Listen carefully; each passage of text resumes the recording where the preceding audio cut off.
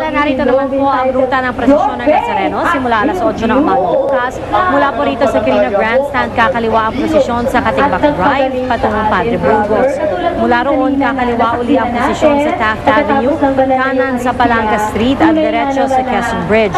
Kakaliwa sa Quezon Boulevard at daraan sa mga kalye ng Arlegui, Fraternal, Vergara, Duque de Alba, Castillejos at Farnesio. Kakanan muli sa Arlegui at daraan naman sa Labuseno, Aguila at Carcer. Kakanan sa Hidalgo patungong Plaza del Carmen, kaliwa sa Bilibid Viejo patungong Puyat, kakaliwa sa Guzman, kanan sa Hidalgo, kaliwa ulit sa Barbosa.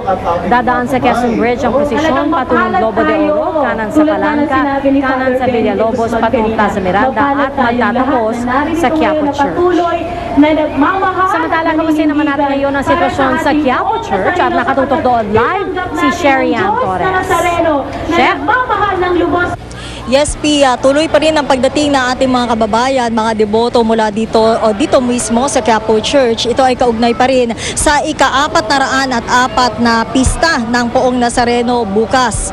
Pia, buhay na buhay ang mood ngayon dito sa paligid ng Quiapo Church na talaga namang dinadagsa tuwing kapistahan ng Poong Nazareno. Walang humpay ang dating ng mga tao mula pa kahapon na nataon din naman na first Friday of the year at pistang Quiapo. Sa loob ng simbahan ng Quiapo ay kasalukuyan sinasagawa ang isang misa at gaya nga na inaasahan ay puno ito ng mga mananampalataya. Ito, Pia, ay kagaya rin na naging sitwasyon kahapon at kahit kaninang hapon lamang na punong-puno pa rin ang Minor Basilica of the Black Nazarene o ang tinatawag natin na Quiapo Church. Sa ngayon ay labas-masok pa rin po ang mga tao dito at marami dito di alintana ang pakikipagsiksikan makapasok lang sa simbahan.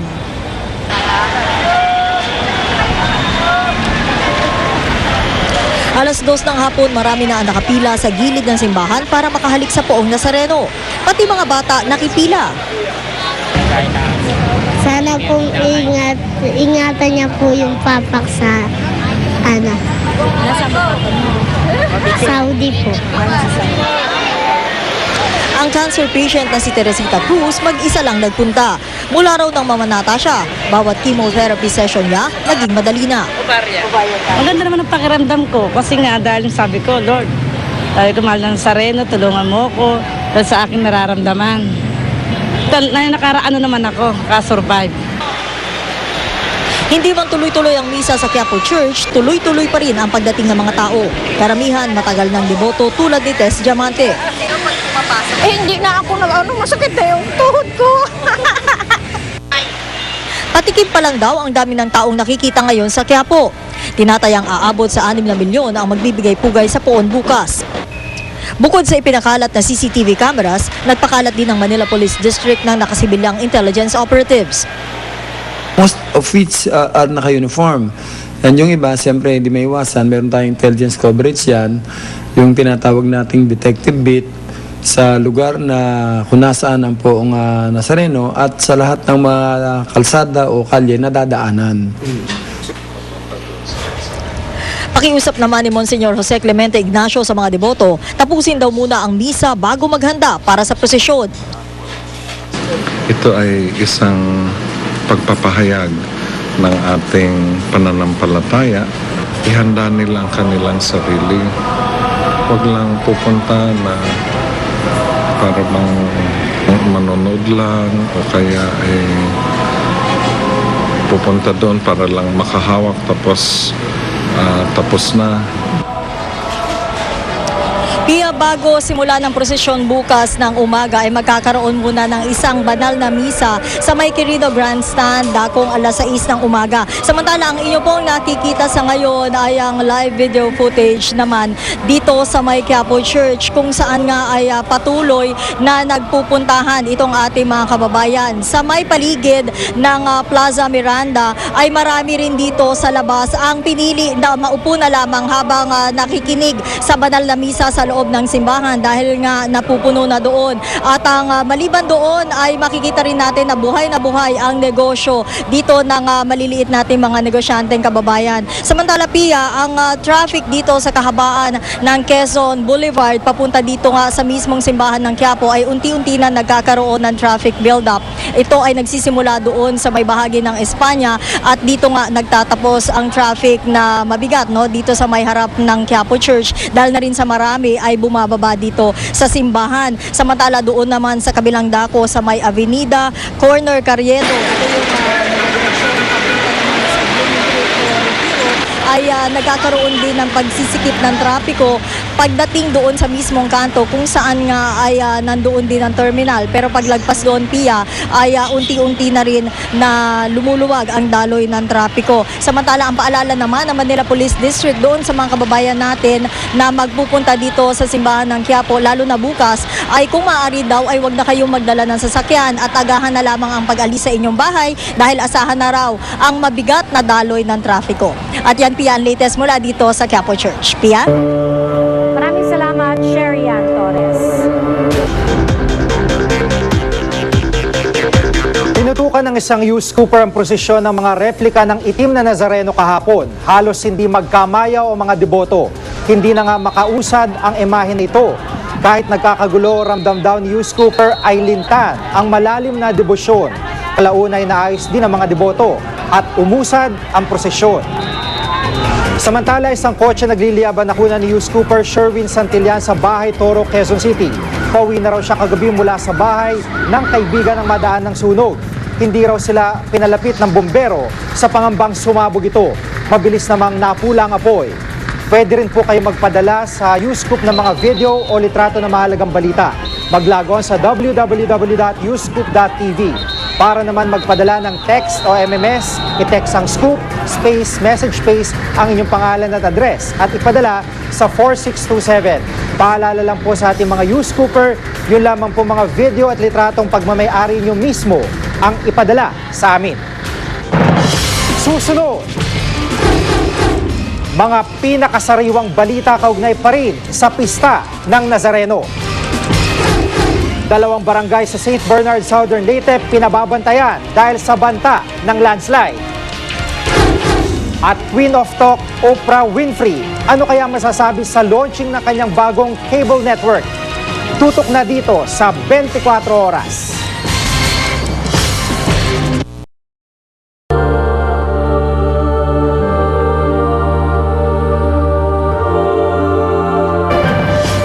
Kapuso, nandito pa rin po ako live sa Quirino Grandstand kung saan isinasagawa rin ng isang maiksing programa, bahagi ng vigil na isasagawa hanggang bukas na po yan, hanggang sa paglabas ng imahe ng Poong Nazareno papuntang Quiapo Church sa mismong prosesyon. At kanina nagpapalabas rin sila ng maikling video na may mga aral ng simbahan na pinapanood ng mga kababayan natin dito sa widescreen habang patuloy rin ang kanilang pagdating para makibahagi sa vigil at sa pahalik sa imahe ng Poong Nazareno. At dahil nga napakarami pa rin po ng mga kababayan nating naririto, ay napakahigpit rin ng seguridad na ipinatutupad. Nagkalat ang mga miyembro ng Manila Police District dito. Meron din mga K9 units na nag-iikot. At bago makaakyat sa mismong stage, kailangan buksan ng mga kababayan natin ang anumang bag o bagahe na kanilang dala para inspeksyonin ng mga otoridad para makatiyak na walang makakapag-akyat ng anumang mga gamit na delikado o di dapat inaakyat. At para na rin po sa comfort ika nga ng ating mga kababayan dito ay nagkalat rin ang mga portalet dito sa paligid ng Quirino Grandstand. Meron tayong mga nakitang portalet mula rin sa MMDA. Nagpadala rin po sila para po sa mga kababayan natin na magpapalipas ng gabi dito hanggang bukas na yan ng madaling araw. Samantala, hindi po alintana ng mga deboto ang napakahabang pila makalapit lang sa imahe ng Black Nazarene para sa tradisyonal na pahalik. At nakatutok din dito live sa Quirino Grandstand si Rauna Crisostomo. Rauna? Pia, buong araw na napuno ng mga tao ang Quirino Grandstand matapos dalhin dito nitong umaga ang poon ng itim na Nazareno. Kahit Tirik ang araw nitong tanghali, marami nang matyagang pumila para mauna na sa paglapit sa puon kahit alauna pa ng hapon nakatakdang simula ng tradisyong pahalik. Buti na lang, nagdesisyon ang isa-isa ng payagang makalapit sa puon ng mga tao para maiwasan ang siksikan. Pagsapit kasi ng hapon, dumoble pa ang bilang ng mga debotong nagnanais na makalapit sa puon. Oras ang binibilang sa pila ng mga deboto para lang malapitan, mahawakan at mahalikan ng puon ng itim na Nazareno. Si Sofia Bacan nasa gitna pa lang ng pila pero mahigit 2 oras lang nakatayo. Siyempre, sakripisyo din. Kaya lang, siyempre, may kapalit naman na blessing eh. Si Enzo Aberania, 21 taon ng deboto. Araw-araw may nakikita raw siyang milagro para ibalik ang papuri at pasasalamat sa dakilang may likha. Kasi magaling siya. Tinutulungan niya kami, mga parents ko, pamilya ko. Sa dami ng tao, naglagay na raw ng 40 CCTV sa paligid ng Quirino Grandstand. Nakaantabay na rin ang mga first aid stations at ilang rescue group. Nakaalerto rin pati ang pulisya. Sa PNP, mayroon kaming 250, 200 of which ay coming from the Southern Police District, and then the 50 dito sa Manila Police District. Alas 5 nagsimula ang concelebrated mass pero tuloy-tuloy pa rin ang pahalik. Mamamaya-maya lamang po ay magsisimula na ang magdamag na prayer vigil na magtatagal hanggang bukas na ng umaga. Pia? Maraming salamat, Rona Crisostomo. Sa iba pong mga balita, gumuho malaking bahagi ng Northern Samar South Road sa bayan ng Katarman dahil sa walang humpay na pag-ulan. Tinatayang abot sa 50 milyong piso ang halaga ng pinsala. Isinara na sa mga motorista ang kalsada kaninang alas 6 ng umaga. Nananatiling nasa state of calamity ang buong Northern Samar dahil sa sa mga pag-ulan doon mula nitong Desyembre.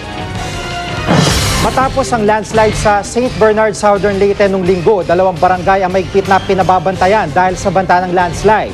Nakatutok si Jamie Santos. Gwardyado ang barangay Mahayahay at tabon-tabon ng mga pulis at tanod.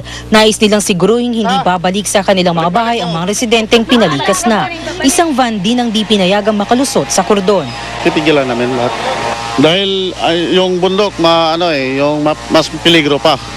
Pag umuulan, yung dadaanan nila babaha. Dahil peligro pa po. Sobra pa po ba yung peligro? Oo, malaki kasing doon, mayroon ng mga bitak-bitak yung lupa. Inikutan naman ng mga taga-DPWH Region 8 ang ilang lugar na naapektuhan ng landslide.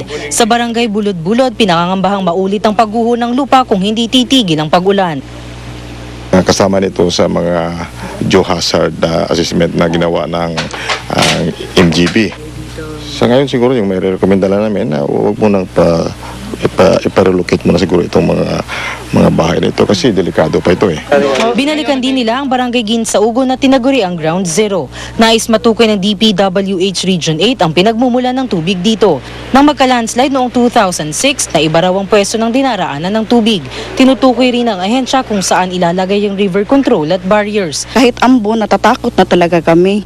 Mayroon lang po talaga ng may bibigay sa amin na paglipatan. Maski ngayon din, hindi na pupunta rito. Jamie Santos, Nakatutok, 24 Oras. Maulan din sa Albay kaya nananatili pa rin sa mga evacuation center mga residente. Marami na ang nagkakasakit. Nakatutok si Dante Perelio. Bagamat di kasing lakas noong isang linggo ang ulan ngayon, nangangamba pa rin ang mga otoridad. Ayon sa DNR Mines and Geosciences Bureau, basang-basa na ang lupa. Kaya kahit mahinang pag-ulan ay maaari raw magdulot ng flash floods at landslide. Ang mga naninirahan sa tinaguri ang critical areas tulad ng Legazpi City, Malilipot, Manito at Santo Domingo nananatili sa mga evacuation center. Sa tala ng Provincial Health Office, 127 na ang merong ubot-sipon, 12 naman ang sumasakit ang ulo at may alipunga, habang 4 ang may lagnat at hika. Ang 8 taong gulang na si Christine, matapos ang isang linggo, inubo at sinipon. Nilalagnat. Saka masakit nga ang ulo. Gusto na nga umuwi po, sir. Bagamat tiniyak ng Provincial Health Officer na sapat ang supply ng mga gamot at kagamitang medikal, inamin niyang hindi maiiwasang magkahawaan ng sakit ang mga evacuee. Meron tayong health stations doon mismo sa evacuation centers. Yung pati po mga municipal health officers ay nagra-rounds po yun sa lahat ng evacuation center. Sa evacuation center naman sa Santo Domingo, nagsiuwian na ang mga evacuee dahil kulang na raw ang pagkain at pasilidad. Sa pagtulog namin, dito lang, parang nakaupo lang kami. Mahirap po. Kulang ang CR dyan. Sa amin na lang kaming bahay nagsi-CR. Ko lang ang kanilang higaan, mga karton nga ang inaano nila, dinadala, saka may banig din. Ngayon, saka isa pa, kulang ang ano nila sa pagkain. Apektado na rin ang kabuhayan ng ilan. Mag-iintay lang kami. Wala na ibang pagkabuhay namin. Pag-iisda lang talaga po. Mula rito sa Legazpi City sa Albay, Dante Perelio, nakatutok, 24 oras.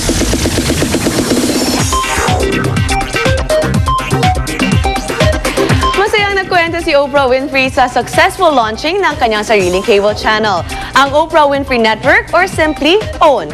Sa press con, sinabi niyang naging maganda ang response ng audience sa unang araw nito on air noong January 1. Pero dahil bago pa nga lang ang OWN, aminado ang Queen of Talk na magiging mahirap na makipagsabayan sa mahigit 500 channels.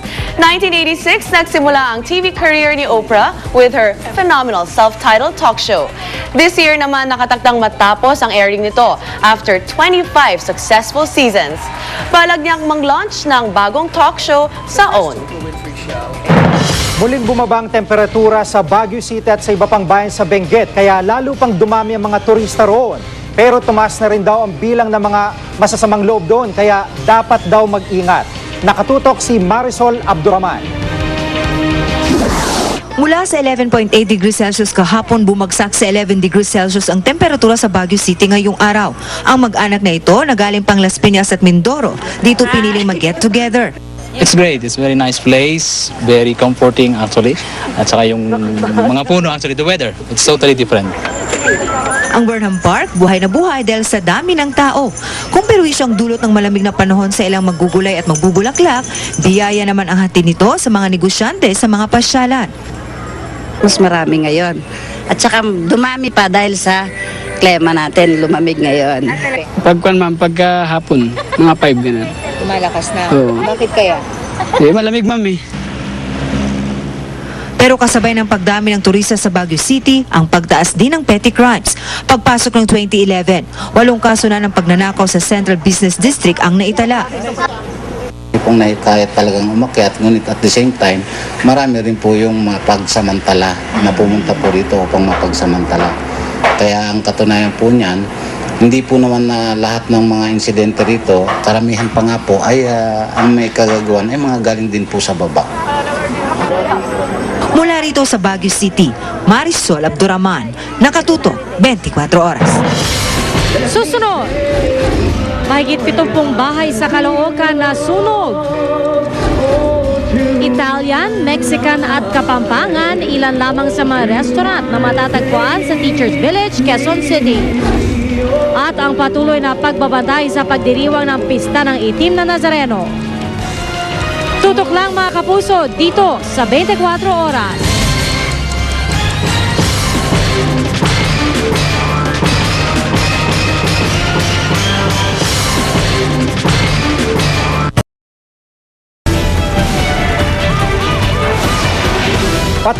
Matapos pagsasaksakin ng isang UP student sa bahay nila sa Parañaque, si Mark Zambrano naka-alerto 24.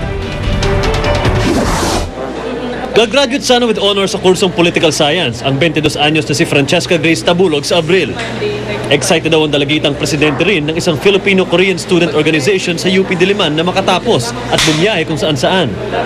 Pero nitong Huwebes, pinagsasaksak ng 3 magnanakaw ang dalaga matapos pasukin ang kanilang bahay sa Better Living Parañaque dakong alas 10 ng umaga. Dinatnan ko siya sa loob ng bahay namin. Nakabulagta na. Inuga-uga ko siya para magising. Pero hindi na siya nagising noon. Mabait yung sister ko eh. Saka madami siyang pangarap. Marami kaming plano na magkakasama. Ayon sa ama ni Cheska, nahuli na raw ang 3 suspect sa krimen. Inaabangan naman nila ang resulta ng otopsiya at investigasyon.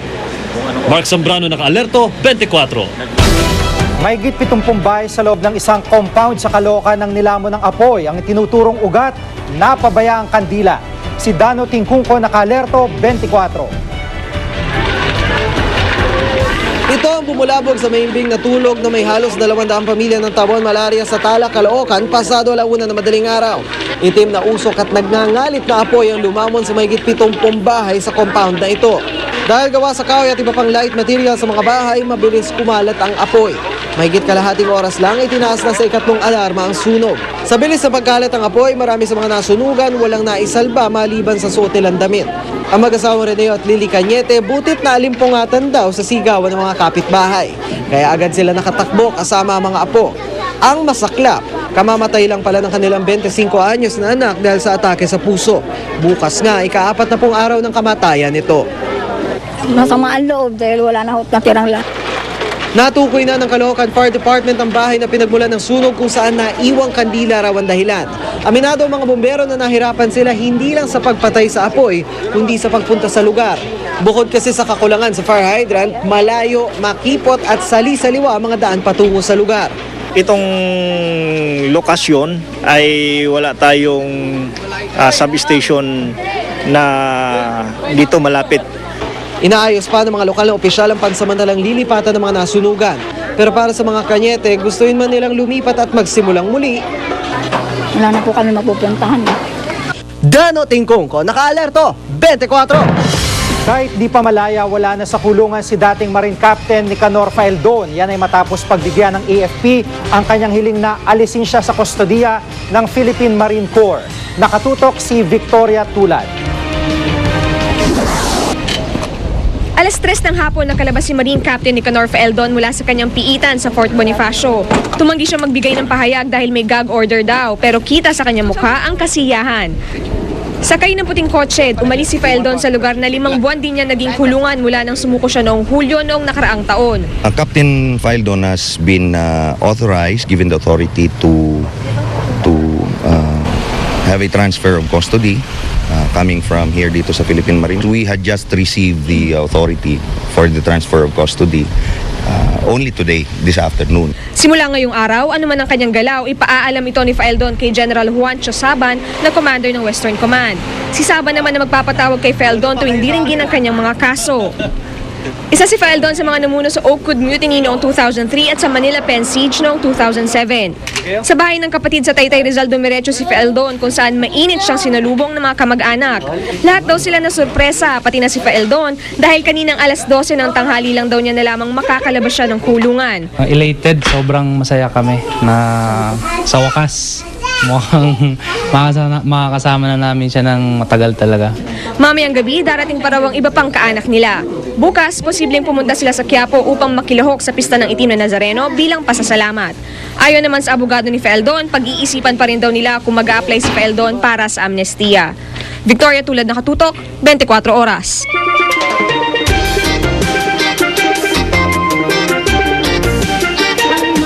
Sa mga mahilig mag-food trip pero naghahanap ng mura pero masarap na makakainan, siguradong papatok po sa inyo ang isang lugar sa loob ng UP Village.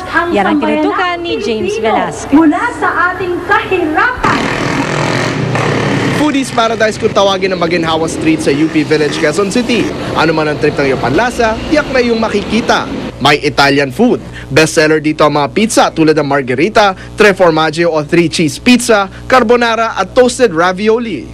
Tuwing maghahanda ka ng authentic Italian cuisine, kailangan fresh o sariwa ang lahat ng ingredients mo para dito. Kaya naman tuwing susubukan mo ang mga bestsellers na ito, isang kagat pa lang, siguradong babalik-balikan mo ang mga ito.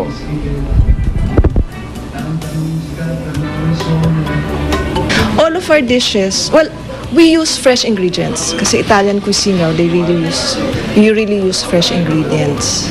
Yeah, so our pizza sauces, some of our pizzas are recipes, authentic Italian recipes. Kung lutong Pinoy naman ang hanap mo, dito ka naman tumungo. Nariyan ang all-time favorite na kare-kare, lechong paksiw, pinakbet, binagoong ang baboy at menudo. Alam mo naman ng Pilipino, kumakain pa lang ng agahan. Iniisip niya na kung anong kakainin sa tanghali at sa hapunan, di ba? So, ganun yung Pilipino. At saka, alam mo ng Pinoy, sanay tayong kumain. No? Sanay tayong kumain ng masarap, na mura. Yun ang pinupuntahan talaga. Laging buksan na mata dahil baka nasa tabi mo lang pala ang hinahanap mong kainan, kung saan swak na ang pagkain sa iyong panlasa, magaan pa sa bulsa. James Velasquez sa Katuto, 24 Oras. Abangan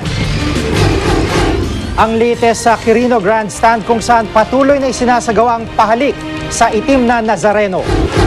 At Lady Gaga naglunsad ng high-tech sunglasses na may camera pa. Tutok lang dito sa 24 Oras.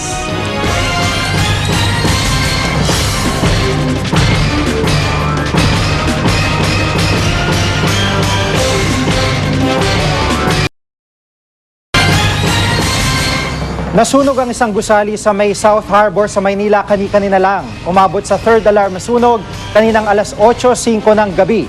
Pero napula rin ito agad makalipas ang 13 minuto. Ang nakikita nyo ngayon ay mga fire truck na rumisponde sa naturang sunog.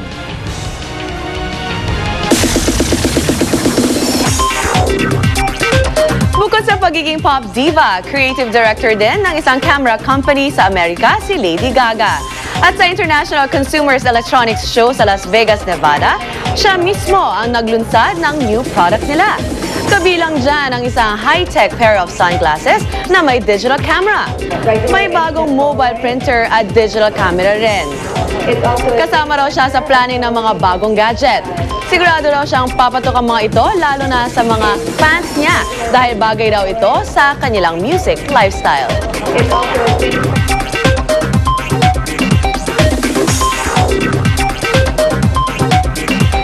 Bukod sa pagiging pop diva,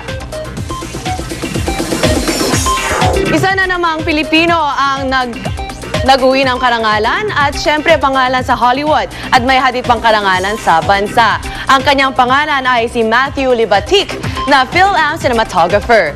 Kapapanalo lang ni Libatic as Best Cinematographer sa Los Angeles Film Critics Association, New York Online at New York Film Critics Association para sa pelikulang Black Swan. Siya rin ang cinematographer ng 2 Iron movies.